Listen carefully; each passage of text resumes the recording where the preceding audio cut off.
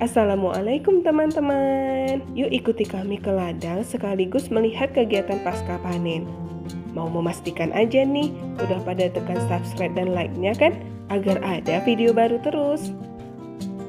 Oke teman-teman, mengingat kakek kami memiliki banyak tanaman rempah, kali ini kita akan mengambil beberapa tumbuhan rempah beliau yang kiranya dibutuhkan untuk acara kenduri salah satu saudara kami. Di sini sangat lumrah kalau ada acara masak untuk acara pernikahan, pasti mencari bahan untuk dimasak dari ladang sendiri.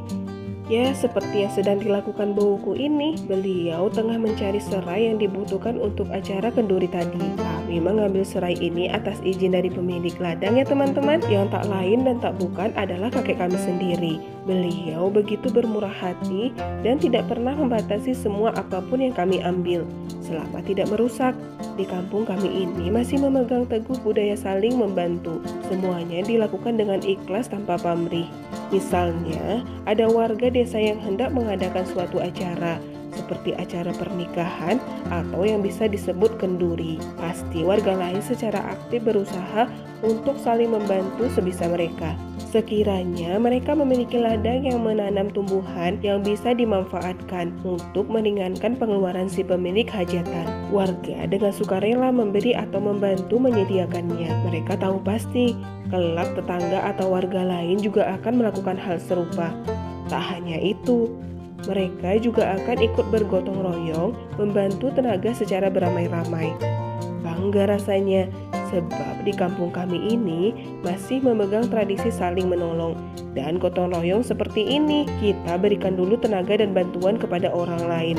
Kelak akan tiba giliran kita yang dapat bantuan dari mereka. Seperti pepatah, apa yang kita tanam, itulah yang akan kita tuai di hari kemudian. Yang berat akan terasa ringan karena semua orang bersemangat memberikan bantuan.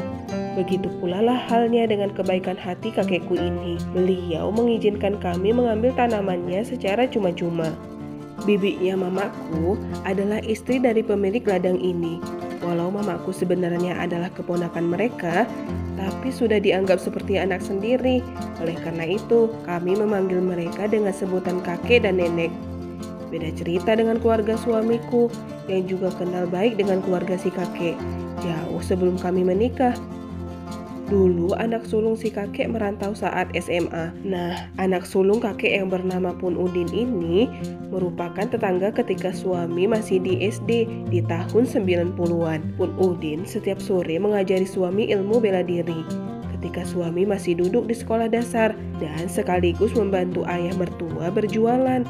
Karena anak sulung si kakek merupakan sosok yang santun, sehingga keluarga suami senang dan menganggap Pun Udin seperti anak sendiri. Sekarang si kakek dan keluarga suami telah menjadi keluarga seutuhnya. Hubungan ini terjalin setelah kami berdua menikah di tahun 2021 yang lalu. Tanaman di ladang kakekku ini cukup lengkap, jadi kami bebas mengambil yang kami butuhkan.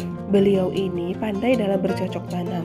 Bahkan tumbuhan salam juga tersedia loh di sini. Jadi kalau mau memasak besar dan memerlukan daun salam yang banyak, ya bisa langsung meluncur kemari. Kami tidak pernah sungkan untuk mengambil kebutuhan rempah memasak di sini. Karena keluarga ini begitu baik dengan selalu mengizinkan kami kemari. Apalagi bowoku, beliau rajin berkunjung kemari, walau hanya untuk bersua atau bersilaturahmi. Ladang kakekku ini berada tepat di samping rumah beliau. Biarpun tidak begitu luas, namun isinya begitu lengkap, sehingga membuat beliau dan keluarga tidak repot lagi membelinya ke pasar, karena sudah tersedia di ladang sendiri. Selain itu, kakek juga memiliki beberapa petak sawah. Oh iya guys, rumah kakekku ini begitu asri karena dikelilingi oleh area persawahan loh. Jadi terbayangkan betapa indahnya jika kita memandang dan dengan leluasa menikmati udara segar setiap hari. Di saat masa panen, kakek dengan cermat memisahkan padi dari batangnya dengan metode manual, yaitu dengan cara diinjak-injak seperti ini. Di tanah Gayo, terdapat kebiasaan tak tertulis yang berlaku secara turun-temurun. Misalnya, proses membajak sawah hingga siap tanam, serta yang menyemai benih merupakan tugas para laki-laki. Pada tahap mencabut bibit, menanam bibit dalam petak-petak sawah, Menyiangi sampai proses memanen merupakan tugas perempuan. Kemudian mengumpulkan hasil panen dari tengah sawah, mengangkutnya ke pondokan, dan merontokkan buliran padi dengan memijaknya, yang dalam bahasa Gayo disebut dengan mujek, merupakan tugas kaum laki-laki. Lalu untuk menganginkan, yang dalam bahasa setempat disebut dengan nangin, yaitu kegiatan memisahkan bulir dari bulir hampa, menjadi tugas perempuan. Di era kakek nenek dulu, muda-mudi tabu untuk bertemu di sembarang tempat. Dengan ikut gotong royong dalam tradisi resam munuling atau tradisi panen di era itu, mereka bisa saling menyapa, melirik, bercanda sampai berkenalan. Hanya itu satu-satunya kesempatan muda-mudi bertemu. Begitulah, ternyata di balik kearifan lokal resam munuling yang dirancang oleh nenek moyang kita, mereka menyediakan ruang untuk kaum muda-mudi. Petani tempo dulu menjadikan masa panen bagian dari acara rasa syukur kepada Sang Pencipta dengan mengikuti aturan kejuruan belang dan tradisi serta kebiasaan masyarakat untuk berkumpul sambil bekerja.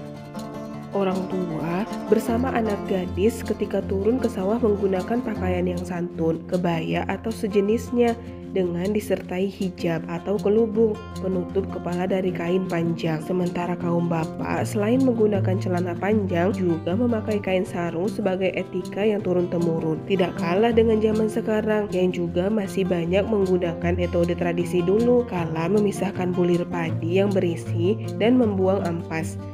Jangin, didong, suling adalah seni penyeling waktu untuk menunjukkan kegembiraan dari beberu atau para dara yang berpakaian warna-warni karena senang hatinya.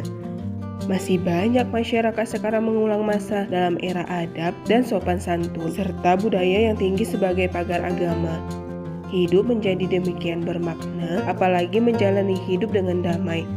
Materi bukan tujuan, tapi hanya sebuah bagian dari puluhan, ratusan, ribuan, dan bahkan jutaan cara hidup dengan santun dan bertanggung jawab. Itulah cara masyarakat sekarang menghormati tradisi. Ya, kita sudah sampai di akhir video. Senang rasanya masih bisa menikmati kearifan lokal di era yang sudah sangat modern ini. Oh iya teman-teman, jangan lupa tonton konten kami yang lainnya ya, agar kalian tidak ketinggalan informasi tentang kegiatan kami. Maka jangan sampai lupa untuk selalu like dan subscribe channel YouTube kami ini, karena masih banyak budaya Gayo yang ingin kami bagi dengan kalian. Terima kasih telah menemani kami. Tunggu video kami selanjutnya ya. Dadah!